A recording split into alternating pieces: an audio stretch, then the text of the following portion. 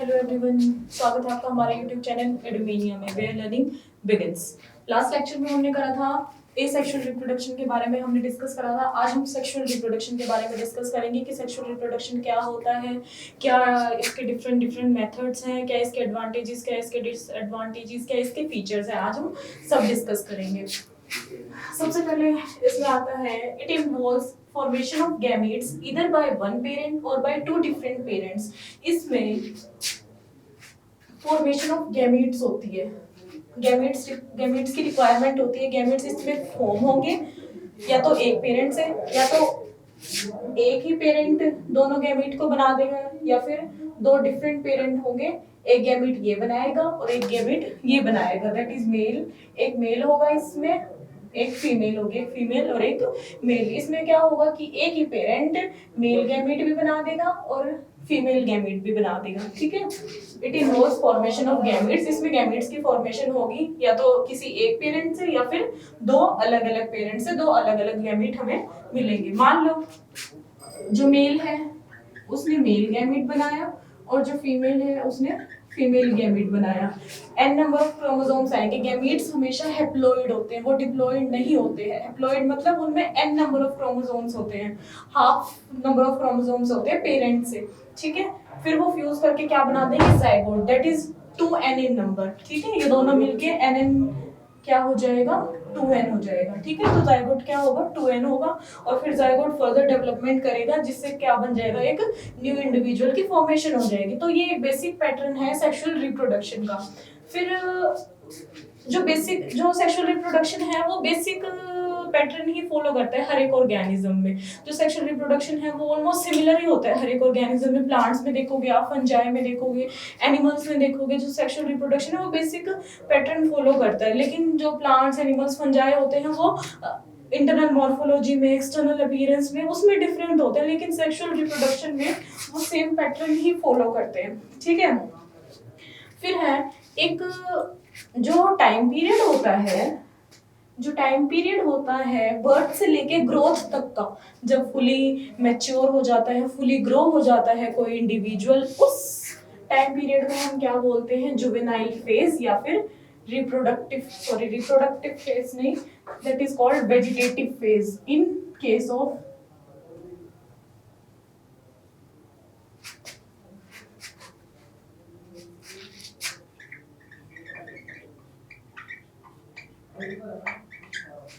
Animals के case में तो हम इसको जुवेनाइल फेज बोलेंगे और प्लांट्स के केस में हम इसको वेजिटेटिव फेज बोलेंगे। जो बर्थ से लेके ग्रोथ तक, फुल ग्रोथ तक का जो टाइम पीरियड होता है उसको हम क्या बोलते हैं, juvenile phase in case of animals and vegetative phase in case of plants. ठीक है, फिर है आपने देखा होगा कि बहुत सारे ऑर्गेनिज्म नहीं, प्लांट्स किसी एक पर्टिकुलर सीजन में ही फ्लावरिंग शो करते हैं। वो अलग अलग तरह के होते हैं, जैसे एनुअल्स हो गए, बाइनियल्स हो गए, पेरेनियल्स हो गए। ये इनका जो फ्लावरिंग पैटर्न है वो अलग अलग होता है। कोई किसी एक पर्टिकुलर सीजन में फ्लावरिंग करता है, मतलब साल में एक बार फ्लावर करता है, या फिर कोई साल में 2 बार भी फ्लावर कर जाते हैं, या फिर कई कई बहुत बहुत साल में एक बार फ्लावर करते हैं। जैसे बैम्बू स्पीशीज है, बैम्बू की एक स्पीशीज है, वो क्या करती है 50 to 100 ईयर्स के बीच में, जब वो इतने साल की हो जाती है, फिर इसके किसी बीच वाले एक साल में क्या करती है, वो अपनी पूरी लाइफ स्पैन में सिर्फ एक बार फ्लावर करती है। और वो क्या करेगी, फ्लावर करेगी और डाई हो जाएगी, फ्लावर देन डाई। ठीक है, ये एक डिफरेंट टाइप का ही, एक अजीब सा ही फ्लावरिंग फिनोमिनन शो करती है, फ्लावरिंग पैटर्न शो करती है बैम्बू स्पीशीज। ये 50 और 100 ईयर्स के बीच में एक बार, मतलब जब ये 50 साल की या फिर उससे ज्यादा की हो जाएगी जब ये स्पीशीज, तो ये क्या करेगी, एक बार अपनी पूरी लाइफ स्पेन में, अपनी पूरी लाइफ में एक बार फ्लावर लेके आएगी, एक बार फ्लावरिंग करेगी और तुरंत फ्लावरिंग के बाद जब इसका फ्लावरिंग पीरियड खत्म हो जाएगा तो ये खत्म हो जाएगी, ये डेड हो जाएगी। एक और एग्जांपल है एनसीईआरटी में, स्ट्रोबिलैंथस कुंतियाना, स्ट्रोबिलैंथस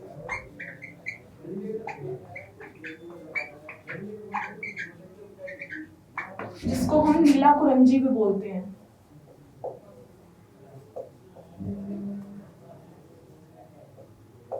जिसको हम नीला कुरंजी भी बोलते हैं। ये साउथ साइड मिलती है, इंडिया में जो साउथ साइड है ये वहां मिलती है, जैसे केरला में हो गया या फिर तमिलनाडु में हो गया, ठीक है, ये वहां मिलता है। ये 12 साल में एक बार फ्लावर करता है। लास्ट टाइम इसने 2006 में फ्लावरिंग शो करी थी। 2006 में फ्लावरिंग शो करती है, एनसीईआरटी में दे रखा है, तो उसके बाद तो 12 साल हो गए इसे। 2018 में इसने दोबारा फ्लावरिंग शो करी होगी, ठीक है, ये एनसीईआरटी में 2006 दे रखा है, तो 2018 में इसने दोबारा फ्लावरिंग शो करी होगी। तो अब ये 12 साल के बाद फ्लावरिंग दोबारा शो करेगा, मतलब 2030 में ये दोबारा फ्लावरिंग शो करेगा। ये हर 12 साल के बाद फ्लावरिंग शो करता है, और इसके बहुत ब्यूटीफुल कलर के फ्लावर्स होते हैं, बिल्कुल ब्लू कलर के फ्लावर्स, बहुत ब्यूटीफुल फ्लावर्स होते हैं। ये टूरिस्ट को भी अट्रैक्ट करता है अपनी तरफ। तो ये हर 12 साल में फ्लावरिंग शो करता है, ठीक है। एनुअल्स में और बाइनियल्स में हमें क्लियर कट दिख जाता है कि हाँ कौन सा इसका फ्लावरिंग पीरियड है, कौन सा इसका फ्लावरिंग फेज है, किस सीजन में ये कर रहा है। लेकिन पेरेनियल्स में हमें क्लियर कट नहीं पता चलता कि किस टाइम फ्लावरिंग ये शो कर रहा है, कौन सा इसका वेजिटेटिव फेज है, कौन सा इसका रिप्रोडक्टिव फेज है, हमें नहीं पता चलता। जब जुवेनाइल फेज या फिर वेजिटेटिव फेज खत्म हो जाता है, उसके डायरेक्ट बाद किसकी बिगिनिंग होती है, रिप्रोडक्टिव फेज की, जिसमें वो रिप्रोडक्शन शो करता है और न्यू इंडिविजुअल्स की फॉर्मेशन करता है, ठीक है। हम यहाँ डिस्कस करेंगे sexual reproduction in case of plants as well as in case of animals. हम दोनों में सेक्सुअल रिप्रोडक्शन स्टडी करेंगे, ठीक है।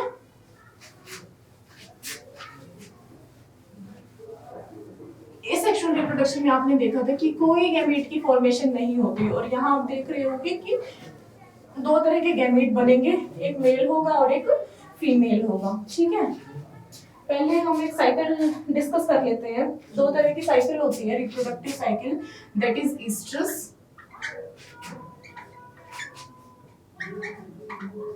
ईस्ट्रस और मेंस्ट्रुअल साइकिल।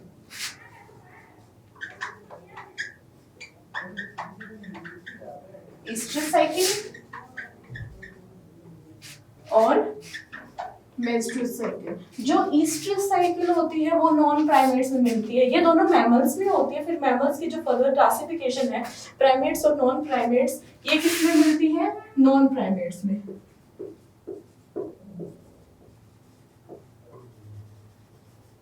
मैमल्स में होती है ये दोनों, ये किस में होती है, फर्दर नॉन प्राइमेट्स में, और ये किस में होती है, प्राइमेट्स में। नॉन प्राइमेट्स का क्या एग्जांपल है, डॉग, कैट, ठीक है। और इसका क्या एग्जांपल है, मंकी, एप्स, ह्यूमन, ठीक है। इनमें तो मेंस्ट्रुअल साइकिल होती है प्राइमेट्स में, और इनमें क्या होता है, ईस्ट्रस साइकिल होती है बर्ड्स में, ठीक है।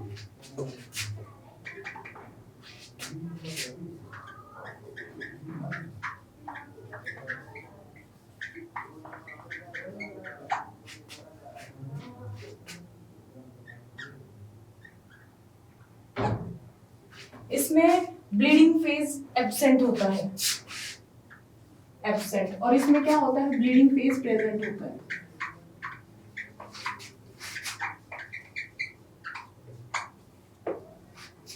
ब्लीडिंग फेज इसमें एब्सेंट होता है और इसमें ब्लीडिंग फेज प्रेजेंट होता है। ब्लीडिंग फेज मतलब जब फीमेल में क्या होता है, जब एंडोमेट्रियम टूटता है, एंडोमेट्रियम ब्रेक होता है, तो ब्लड जो है वो बाहर आता है, ठीक है। उसको हम क्या बोलते हैं, ब्लीडिंग फेज, ब्लीडिंग बोलते हैं उसे, और उस फेज को हम क्या बोलेंगे, ब्लीडिंग। इसमें प्रेजेंट नहीं होती, इसमें ब्लड जरूर, इसमें एंडोमेट्रियम जरूर टूटता है, लेकिन जो ब्लड होता है वो अंदर ही एब्जॉर्ब होता है, वो बॉडी के बाहर एक्सपेल नहीं करते ये ऑर्गेनिजम्स, ठीक है, अपने अंदर ही उस ब्लड को एब्जॉर्ब कर लेते हैं। लेकिन इसमें क्या होता है, एंडोमेट्रियम टूटता है और जो ब्लड है ऐसे यहाँ से ये एंडोमेट्रियम ब्रेक होगा और ब्लड यहाँ से बाहर आ जाएगा, ठीक है। जो हर मंथ जो फीमेल्स को कुछ प्रॉब्लम होती है मेंस्ट्रुअल की, उसको वो इसी की वजह से होती है कि जो एंडोमेट्रियम है वो ब्रेक हो जाता है और ब्लड बाहर आ जाता है, तो वो प्राइमेट्स में होता है जिसको हम मेंस्ट्रुअल साइकिल बोलते हैं। ठीक है,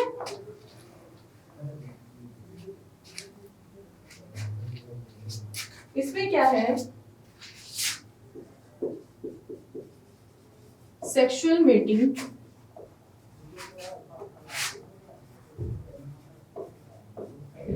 takes place during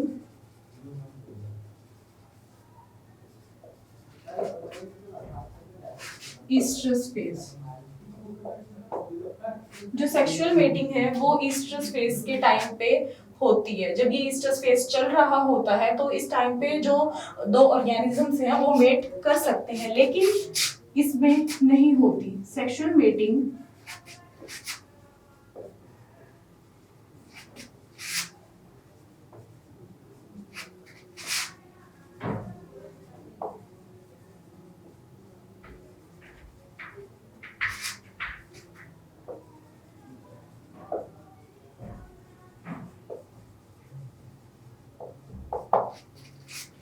इसमें सेक्सुअल मेटिंग ईस्ट्रस फेज के टाइम पे होती है, लेकिन इसमें सेक्सुअल मेटिंग मेंस्ट्रुअल फेज के टाइम पे नहीं होती। बाकी का जो फेज होता है मेंस्ट्रुअल फेज को छोड़ के बाकी का जो लाइफ का फेज होता है उसमें सेक्सुअल मेटिंग हो जाती है। जो मेंस्ट्रुअल साइकिल है वो 28 डेज का होता है, उसमें 4 या 5 दिन का मेंस्ट्रुअल फेज होता है। बाकी के जो दिन बचे हैं उसमें सेक्सुअल मेटिंग होती है।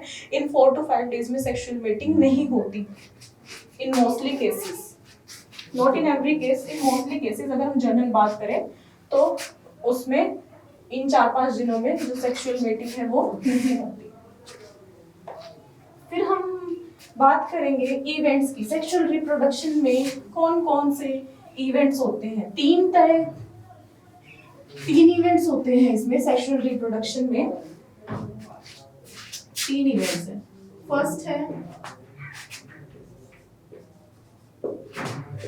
प्री फर्टिलाइजेशन इवेंट,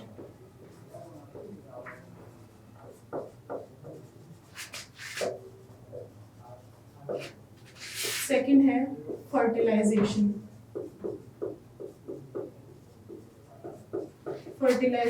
इवेंट, और थर्ड है post fertilization event.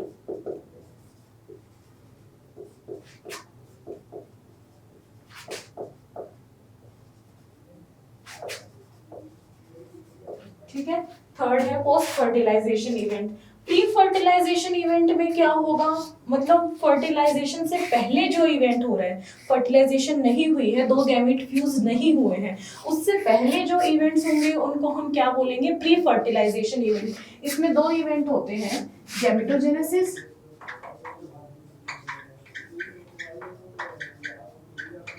Gametogenesis and 2 events होंगे इसमें, गैमेटोजेनेसिस एंड गैमीट ट्रांसफर।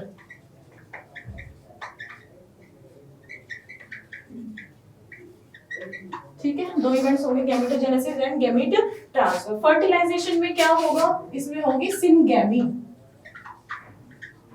बताएंगे हम इनको डिटेल में आगे। पोस्ट फर्टिलाइजेशन इवेंट्स में क्या होगा? एम्ब्रियोजेनेसिस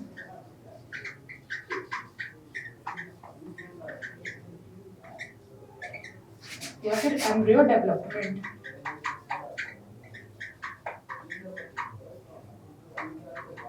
ठीक है, प्री फर्टिलाइजेशन इवेंट्स में कौन कौन से आते हैं? Gametogenesis and gamete transfer. Gametogenesis मतलब गैमीट्स कैसे बनते हैं, फॉर्मेशन ऑफ गैमीट्स जो 2 गैमीट्स हैं, जो मेल गैमीट है और फीमेल गैमीट है, वो कैसे बन रहे हैं।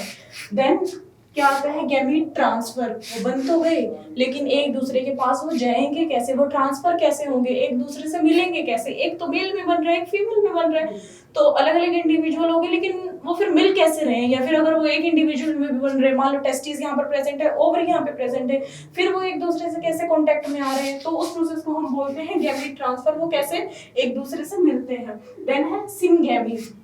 सिनगैमी क्या होता है? फ्यूजन ऑफ गैमीट्स, जहाँ पे फर्टिलाइजेशन होगी। फर्टिलाइजेशन वो प्रोसेस है जहाँ पे उन 2 गैमीट्स की फ्यूजन होती है। ठीक है, वो दोनों एक दूसरे से आके मिलते हैं और फ्यूज करते हैं एक दूसरे में और जाइगोट बनाते हैं। पोस्ट फर्टिलाइजेशन में क्या आएगा, एम्ब्रियोजेनेसिस की जाइगोट से एम्ब्रियो कैसे बनता है, एम्ब्रियो की कैसे डेवलपमेंट होती है और फिर एम्ब्रियो से एक न्यूबॉर्न बेबी कैसे बनता है। ठीक है, हम ये पढ़ेंगे इसमें। आज हम डिस्कस करेंगे दो process, gametogenesis and gamete transfer. First है गैमेटोजेनेसिस।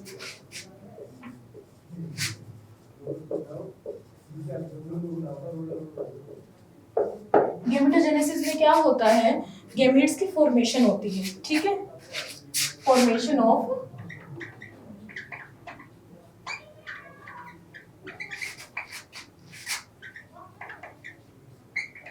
इसमें क्या होगा, गैमीट्स की फॉर्मेशन होगी। ये जो गैमीट्स हैं वो एक दूसरे के बिल्कुल सिमिलर भी हो सकते हैं या फिर ये डिफरेंट भी हो सकते हैं।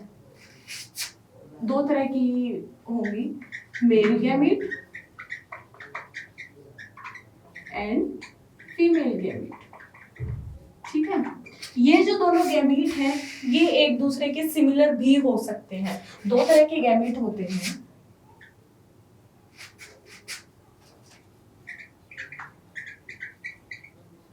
होमोगैमीट और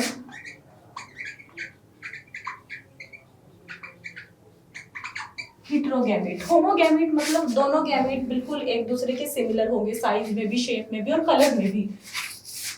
ये मेल गैमीट है तो ये फीमेल गैमीट होगा। ठीक है, ये मेल है ये फीमेल, दोनों एक दूसरे के बिल्कुल सिमिलर है ना। ये कुछ एल्गी फंजाई में मिलते हैं। ठीक है, एल्गी फंजाई में मिलते हैं। हेटेरोगैमीट, दोनों गैमीट अलग अलग कलर के, शेप के, साइज के होंगे।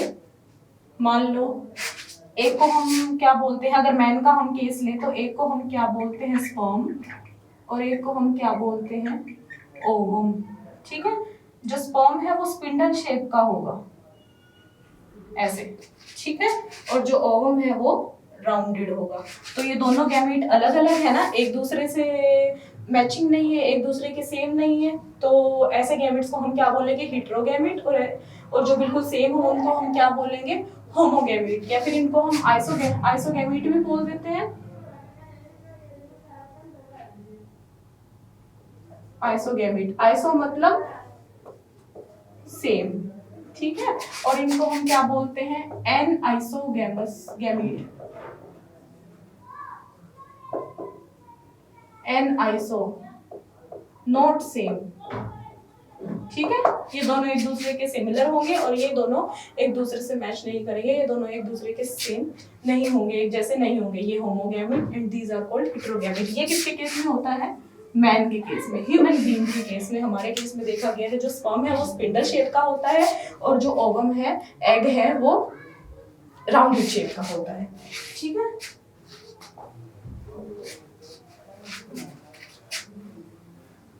अब हम देखेंगे सेक्सुअलिटी इन ऑर्गेनिज्म। एक टॉपिक है एनसीईआरटी में इसके बाद, that is sexuality in organism.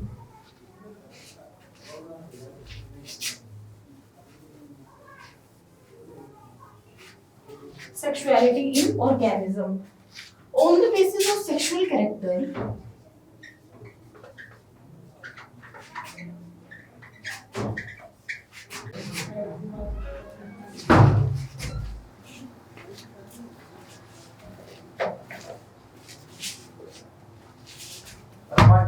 दो तरह के ऑर्गेनिज्म होते हैं ब्रीडिंग सीजन के बेसिस पे। फर्स्ट है seasonal breeder and the second one is continuous breeder.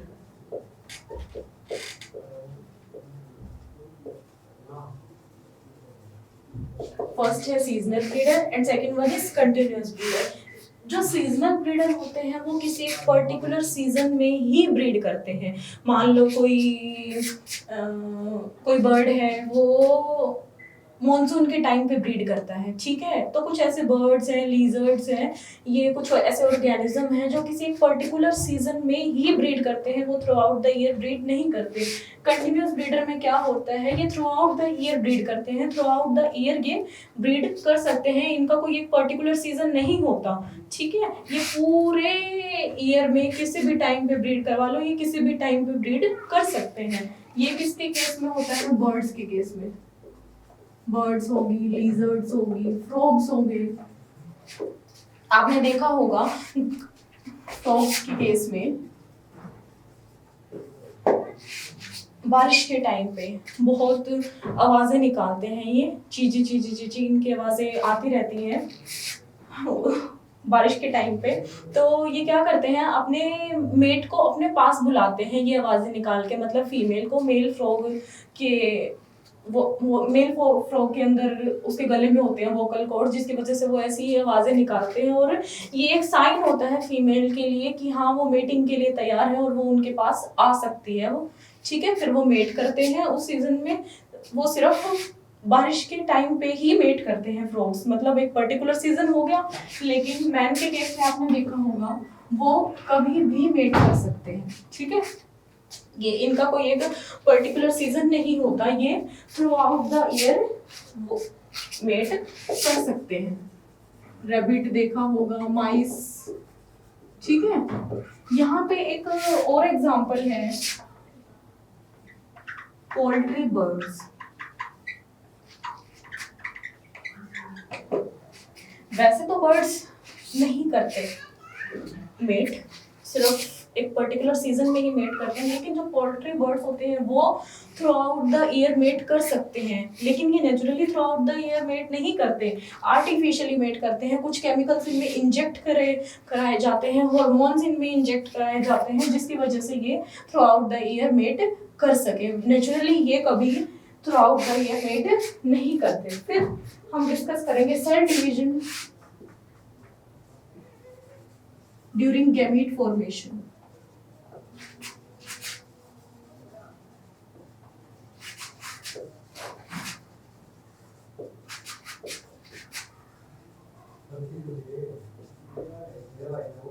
Gamete formation के टाइम पे कैसे सेल डिवीजन होती है। अगर पेरेंट हैप्लॉइड है, मान लो जो पेरेंट है वो हैप्लॉइड है, हैप्लॉइड मतलब उसमें n नंबर ऑफ क्रोमोसोम्स है, तो उसमें डिवीजन कैसी होगी। गैमीट में तो हमेशा n नंबर ऑफ क्रोमोसोम्स ही होंगे, गैमीट हमेशा हैप्लॉइड होगी, गैमीट कभी डिप्लॉइड नहीं होगा। इस बात को आप हमेशा याद रखें कि जो गैमीट है वो हमेशा हैप्लॉइड होगा। ठीक है, तो अगर सेम नंबर ऑफ क्रोमोसोम्स रहने चाहिए तो डिवीजन कैसी होगी, माइटोटिक। माइटोटिक में क्या होता है, माइटोटिक कैसी डिवीजन है, इक्वेशनल डिवीजन है। ठीक है, इक्वेशन मतलब इक्वली डिवाइड करती है, जो पेरेंट में होता है वही इंडिविजुअल्स में आते हैं, नए ऑफस्प्रिंग्स में नंबर ऑफ क्रोमोसोम्स आते हैं। ठीक है, इक्वल डिवाइड करते हैं। अगर मान लो पेरेंट डिप्लॉइड है, जो पेरेंट है वो डिप्लॉइड है, गैमेट्स 2n है। ठीक है, गैमेट्स को तो n ही रहना है, गैमेट्स हमेशा हैप्लॉइड ही होते हैं, लेकिन जो पेरेंट है वो डिप्लॉइड है। तो कैसी डिवीजन होगी यहाँ पर, मियोटिक। रिडक्शनल डिवीजन हम इसको बोलते हैं, रिड्यूस हुआ है ना क्रोमोसोम का नंबर, तो इसको हम क्या बोलेंगे, रिडक्शनल डिवीजन। मियोटिक अगर पेरेंट डिप्लॉयड ऑर्गेनिज्म है, अगर पेरेंट डिप्लॉयड है उसके पास 2n नंबर ऑफ क्रोमोसोम्स है और गैमेट में कितने आते हैं, n नंबर ऑफ क्रोमोसोम, तो वहां डिवीजन कैसी होगी, मियोटिक डिवीजन होगी। ठीक है, फिर है ऐसे सेल्स को हम क्या बोलते हैं जिनमें 2n नंबर ऑफ क्रोमोसोम्स होते हैं, मियोसाइट्स। ठीक है, मियोसाइट्स। फिर इनमें क्या होगी, मियोसिस होगी और सिर्फ एक सेट ऑफ क्रोमोसोम्स इंडिविजुअल में न्यू ऑफस्प्रिंग्स में जाएगा, only one set of chromosome. ठीक है, इंडिविजुअल में जाएगा। फिर नेक्स्ट हमने यहाँ क्या डिस्कस करा, गैमेटोजेनेसिस की जो गैमेट है उनकी फॉर्मेशन कैसे होती है, कौन से ऑर्गेनिज्म डायशियस है, कौन से मोनोशियस है, कौन से सीजनल ब्रीडर है, कौन से कंटिन्यूअस ब्रीडर है। ठीक है, हमने इसमें गैमेटोजेनेसिस में ये सारा डिस्कस करा और ये भी डिस्कस करा कि हैप्लॉइडी गैमेट्स में हैप्लॉइडी कैसे आएगी, कि कौन सी डिविजन्स होंगी, मियोसिस होगी या माइटोसिस होगी। ठीक है, अब हम नेक्स्ट प्रोसेस डिस्कस करेंगे प्री फर्टिलाइजेशन इवेंट में ही, जो सेकंड थी दैट इज गैमेट ट्रांसफर, कि गैमेट तो बन गए लेकिन अब वो एक दूसरे के पास जाएंगे कैसे, वो ट्रांसफर कैसे होंगे। ठीक है, कई मेनली जो जनरल हम देखते हैं, जो मेल गैमेट होता है वो मोटाइल होता है और जो फीमेल गैमेट होता है वो स्टेशनरी होता है। कुछ एक्सेप्शन है एल्गी फंजाई का, जिसमें दोनों ही गैमेट्स मोटाइल होते हैं, दोनों एक दूसरे के पास जा सकते हैं। लेकिन जो जनरल हमने केसेस देखे हैं उनमें क्या होता है, मेल गैमेट मोटाइल होता है और फीमेल गैमेट स्टेशनरी होता है। तो मेल गैमेट को फीमेल गैमेट के पास ट्रांसफर करना पड़ेगा, उसके पास जाना पड़ेगा फीमेल गैमेट के पास। तो क्या होता है, और अगर इनको जाना है तो कोई ना कोई मीडियम जरूर चाहिए होगा। हमने लास्ट लेक्चर में हमने डिस्कस करा था ये सेक्सुअल रिप्रोडक्शन में, नहीं, मान लो कोई भी हमें कहीं जाना है, चंडीगढ़ से अंबाला जाना है, तो हमें किसी एक ट्रांसपोर्ट सिस्टम की किसी एक मीडियम की रिक्वायरमेंट होगी ना, या तो हमें बस से जाना पड़ेगा या कार, बाइसिकल जो भी हम प्रेफर करेंगे, ठीक है। तो कोई ना कोई मीडियम उन्हें चाहिए होगा। मेनली जो स्मॉल ऑर्गेनिजम्स हैं, जो बिल्कुल वेल डेवलप्ड ऑर्गेनिजम्स नहीं है, जो स्मॉलर ऑर्गेनिजम्स है, उनमें मीडियम क्या होता है, वाटर, ठीक है। ये वाटर में अपने जो मेल गैमेट है वो वाटर में रिलीज हो जाता है और वाटर के थ्रू, वाटर करंट्स के थ्रू वो फीमेल गैमेट तक ट्रेवल करता है। लेकिन इसमें क्या होता है कि बहुत सारे जो स्पर्म्स है वो लॉस्ट हो जाते हैं, क्योंकि वाटर करंट के साथ वो कहीं भी जा सकते हैं, जरूरी थोड़ी है कि वो फीमेल गैमेट के पास ही पहुंचेंगे। तो इसको ओवरकम करने के लिए कि भाई अगर वो ज्यादा लॉस्ट हो जाते हैं तो ये बहुत नंबर में प्रोड्यूस होते हैं, बहुत ज्यादा प्रोड्यूस होते हैं, थाउजेंड्स ऑफ नंबर में, लैक्स ऑफ नंबर में ये प्रोड्यूस होते हैं कि कोई ना कोई एक तो स्पर्म होगा जो उसको जाके एग को फ्यूज कर देगा, ठीक है, एग के साथ जाके फ्यूज हो जाएगा। कम से कम एक तो स्पर्म होगा ना जो एग के साथ जाके फ्यूज हो जाएगा। तो इसलिए ये बहुत ज्यादा ये स्पर्म प्रोड्यूस करते हैं कि अगर कुछ लॉस्ट भी हो जाते हैं तो कुछ तो ऐसा नंबर होगा स्पर्म का जो उसको एग को जाके फ्यूज कर देगा, ठीक है। फिर है प्लांट्स में क्या होता है, इसमें तो ये स्पर्म ओवम ये प्रेजेंट होते हैं, ये फ्यूज हो गए। प्लांट्स के केस में क्या होता है, प्लांट्स के केस में पोलन ग्रेन्स जाके एग के साथ फ्यूज करते हैं। पोलन ग्रेन्स, पॉलिनेशन आपने सुना होगा कि जो इंसेक्ट्स होते हैं वो पोलन ग्रेन्स अपने साथ ले जाके एक फ्लावर से दूसरे फ्लावर पे ट्रांसफर कर देते हैं, जिसकी वजह से क्या होता है, फिर वो दूसरे फ्लावर में जो एग प्रेजेंट है, ठीक है, यहाँ पे पोलन ग्रेन्स वो छोड़ देते हैं, ये पोलन ट्यूब बनेगी और यहाँ वो एग होगा। तो ये पोलन ग्रेन्स यहाँ जाके मेल गैमेट होता है इन पोलन ग्रेन्स में, तो मेल गैमेट किसी फीमेल गैमेट के साथ फ्यूज कर जाएगा और एक न्यू इंडिविजुअल की फॉर्मेशन हो जाएगी, जायगोट बना लेगा, तो फिर वो एक न्यू इंडिविजुअल की फॉर्मेशन करा देगा, ठीक है। तो प्लांट्स के केस में ये हो गया। कई प्लांट्स में क्या होता है, कई प्लांट्स के केस में क्या होता है वही कि एक ही प्लांट में मेल गैमेट भी है और फीमेल गैमेट भी है, मेल ऑर्गन भी और फीमेल ऑर्गन भी है। Male organ male gamete produce करेगा और female organ female gamete produce करेगी, तो वो दोनों एक दूसरे के साथ फ्यूज हो सकते हैं। लेकिन कई केसेस में क्या होता है, वो दोनों एक दूसरे के साथ फ्यूज नहीं कर सकते, ठीक है। तो वो क्या करेंगे, क्रॉस फर्टिलाइजेशन शो करेंगे। इसका मेल गैमेट इसके फीमेल के साथ फ्यूज करेगा और जो इसका फीमेल है इसके मेल के साथ फ्यूज करेगा, ठीक है। तो वो क्रॉस फर्टिलाइजेशन शो करेंगे कि किसमें होगी, पीस में, ठीक है। पीस में बाइसेक्सुअल होता है, पीस में सेल्फ होती है, सेल्फ फर्टिलाइजेशन होती है, ठीक है। पीस में सेल्फ फर्टिलाइजेशन होती है। इस पीस में सेल्फ फर्टिलाइजेशन होती है और कुछ में क्या होता है कि वो एक दूसरे के साथ फ्यूज नहीं करते, तो वो क्रॉस फर्टिलाइजेशन शो करते हैं, ठीक है। फिर दो मैकेनिज्म होते हैं इसमें। कुछ एनिमल्स क्या करते हैं, फेरोमोन्स रिलीज करते हैं। फेरोमोन्स मतलब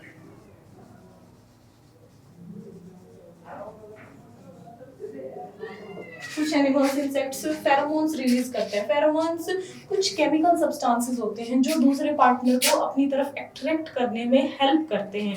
एक ऑर्गेनिज्म, मान लो मेल ने कुछ केमिकल सीक्रेट करा है, वो क्या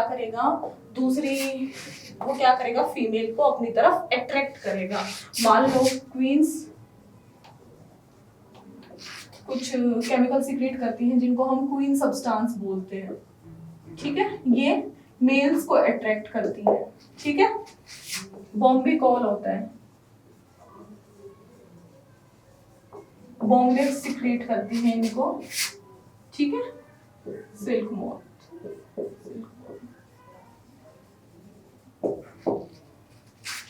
ठीक है।